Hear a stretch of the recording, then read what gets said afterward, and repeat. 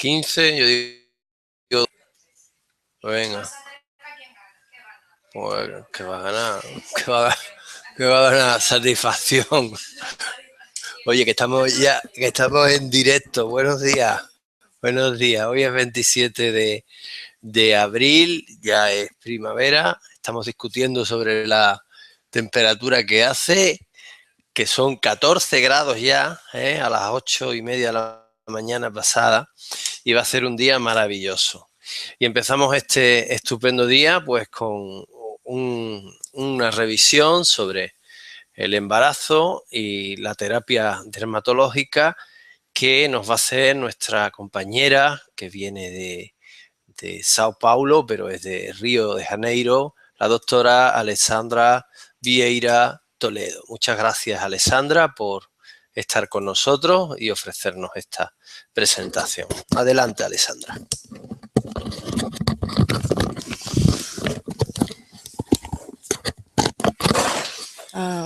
Buenos dias.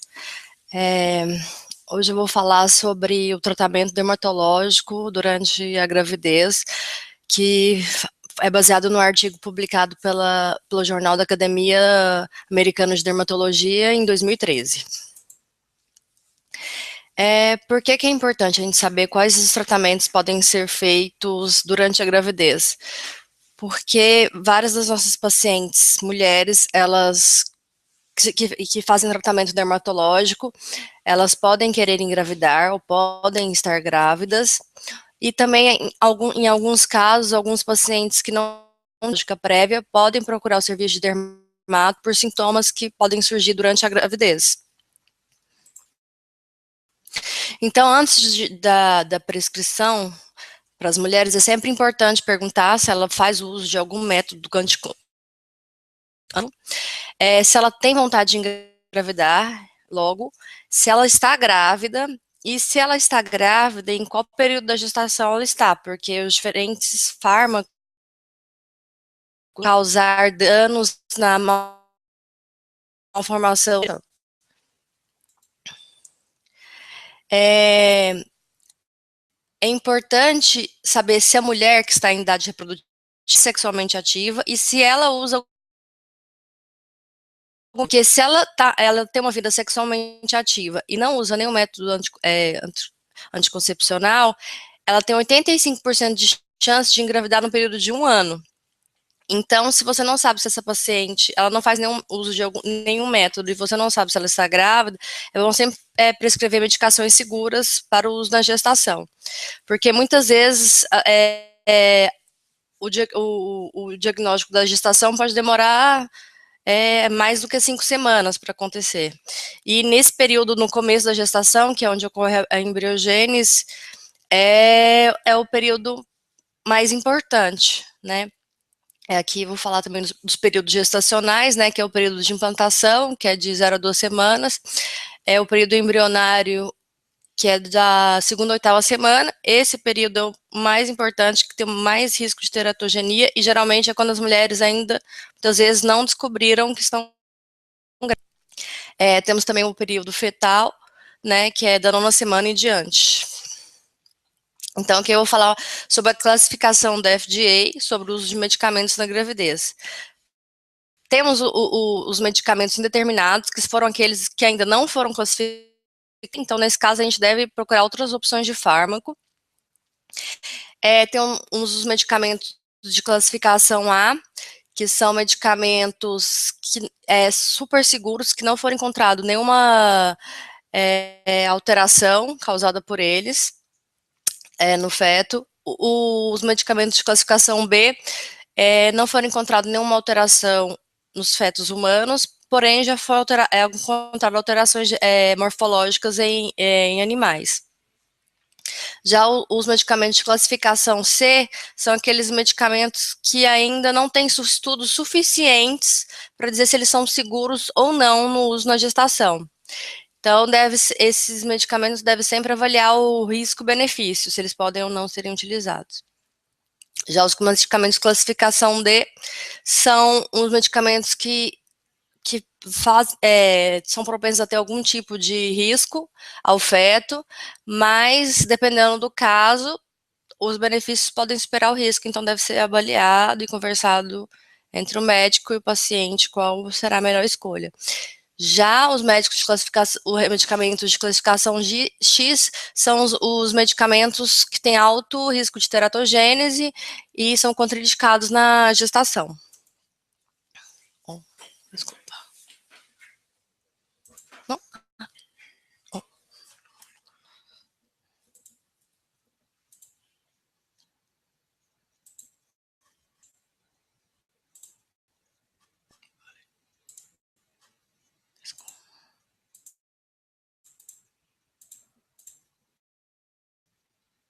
Sim. É importante frisar que a classificação da FDA, ela não é só necessariamente baseada na toxicidade do medicamento.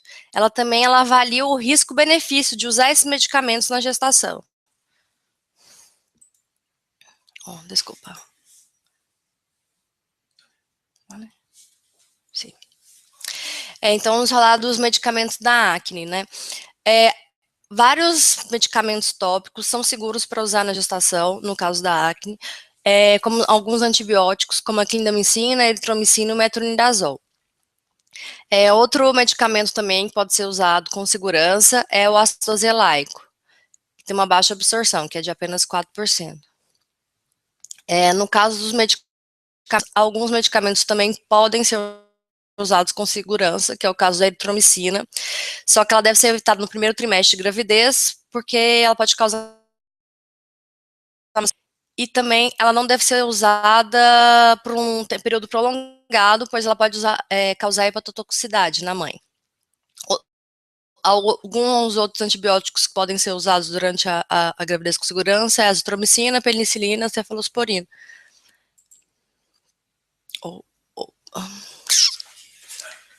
Desculpa. Desculpa.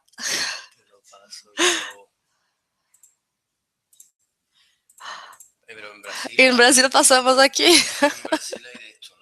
Sim, desculpa.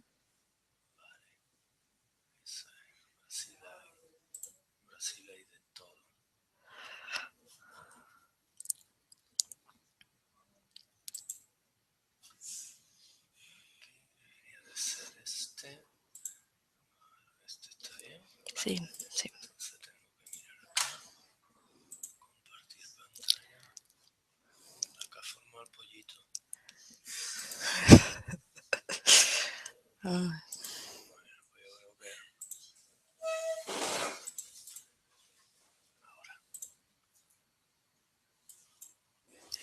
Gracias. Sí, por este longe. Sim, sim.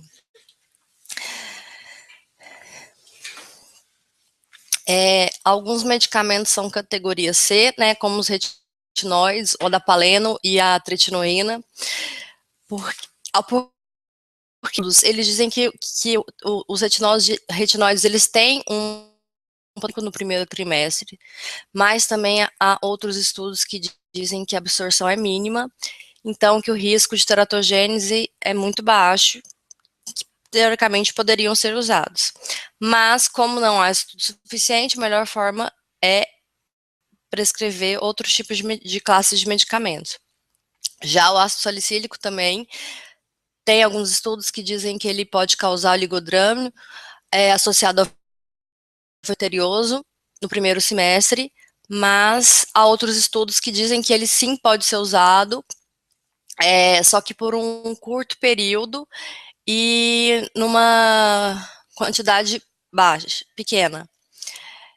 Outros medicamentos de uso sistêmico, que são bastante utilizados no tratamento da acne, a espironolactona, que ela é inibidora da alfa-redutase e da aldosterona, que é muito utilizada off-label para o tratamento da acne, só que ela não deve ser utilizada durante a gestação, porque ela pode causar a feminilização do feto masculino e o retardo da maturação do feto feminino.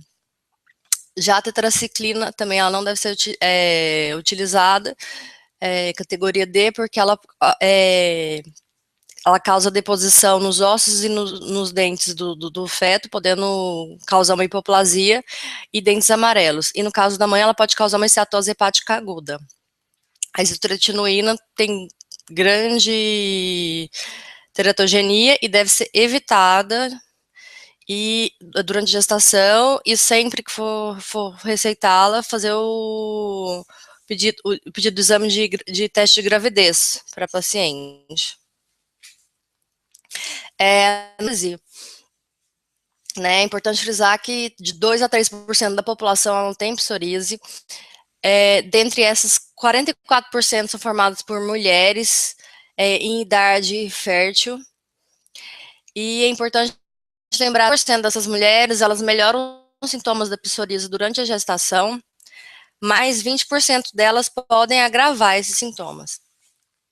No caso da psoríase, tem um medicamento que é a categoria A, né, que são completamente seguros para o uso das gestantes.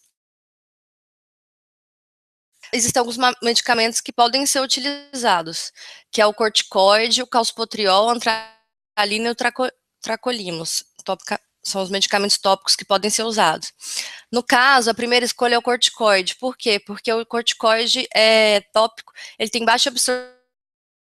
Desses todos os medicamentos, que já tem mais trabalhos, que é um dos medicamentos que mais foi utilizado, não só para dermato, como para outras doenças clínicas. E percebeu-se que ele sendo usado em áreas pequenas, por baixa quantidade e não feita oclusão, a absorção dele é pequena a nível sistêmico.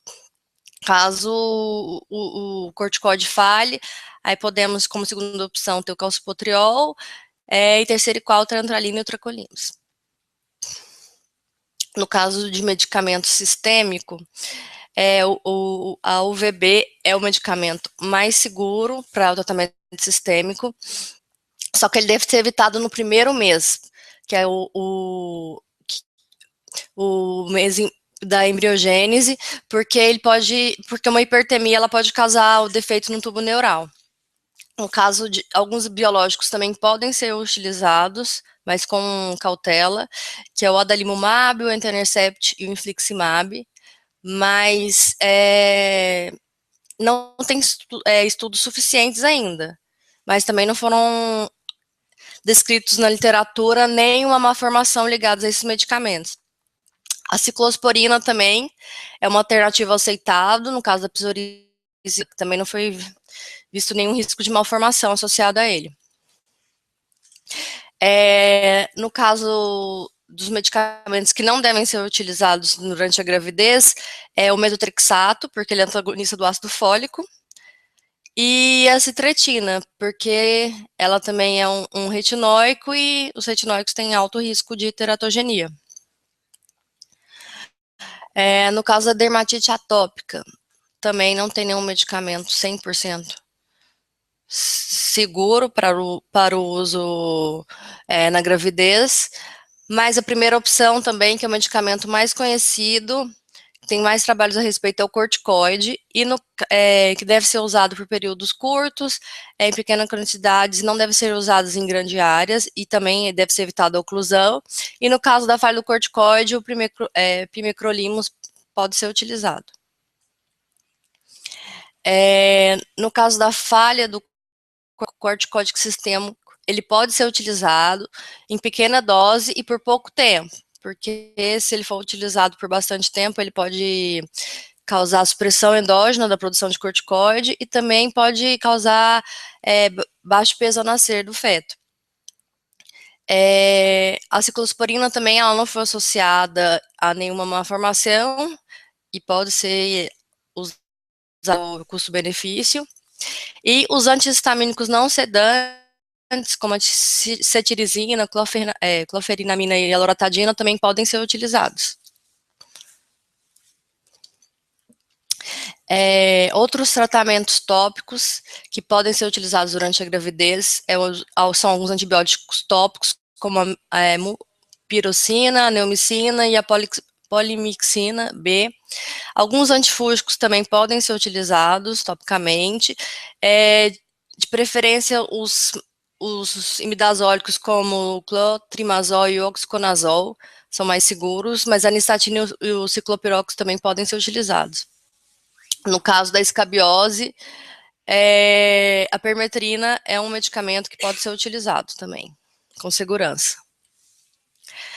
No caso da falha do tratamento tópico, o tratamento sistêmico, alguns tratamentos sistêmicos podem ser utilizados.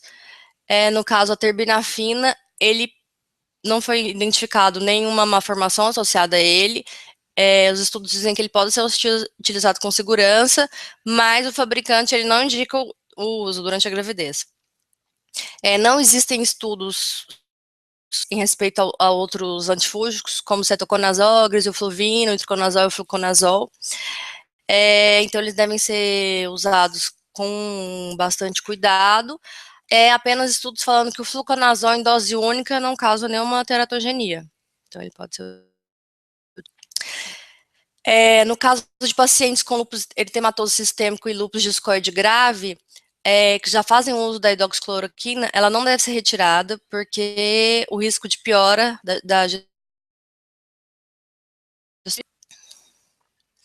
vou falar agora sobre as cirurgias dermatológicas. As cirurgias dermatológicas, sempre que possíveis, né, em procedimentos eletivos, elas devem ser realizadas no pós-parto. Caso não possam ser realizadas no pós-parto, elas devem ser realizadas no segundo trimestre, porque no primeiro trimestre tem um risco de aborto e no terceiro trimestre tem um risco maior de parto prematuro. Então, as cirurgias precisem ser realizadas, é sempre importante colocar a grávida em decúbito lateral esquerdo para evitar a compressão da veia cava pelo útero. Deve-se evitar o uso de povidina e iodo para não causar hipotireoidismo fetal, porém o álcool e a clorexidina elas podem ser usados. Anestesia tópica como a lidocaína, prilocaína podem ser utilizadas em baixa quantidade, embora eles passem pela barreira placentária, e a epinefrina ela deve ser utilizada com bastante cautela. Então, é uma polêmica grande, o que se deve utilizar, o que pode ser utilizado e até que ponto eles podem causar algum dano ao feto durante a gravidez. Então, sempre preferência aos medicamentos tópicos, porque os medicamentos tópicos geralmente têm baixa absorção sistêmica e são mais seguros. No caso de falha de tratamento tópico, é importante saber que alguns sistêmicos podem ser utilizados, mas sempre com cuidado, sempre avaliando o custo-benefício e sempre preferir os que são mais seguros durante a gestação. E no caso das cirurgias, é importante saber que devem ser realizadas preferencialmente após o pós-parto, e se não, no segundo trimestre, caso não seja nenhuma cirurgia de urgência. O mais importante é que a conduta é do médico. O médico que vai avaliar qual o custo-benefício de cada medicamento, de cada tratamento, e o que é a melhor coisa a ser feita para o seu paciente. Isso. Obrigada.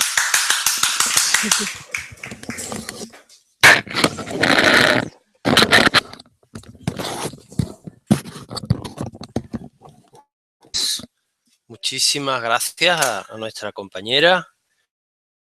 Nos ha aclarado muchísimo algunos detalles muy importantes como los de la cirugía, detalles tan simples como el uso evitar el uso de la povidona o el repaso que ha hecho sobre los tratamientos tópicos que han sido muy interesantes.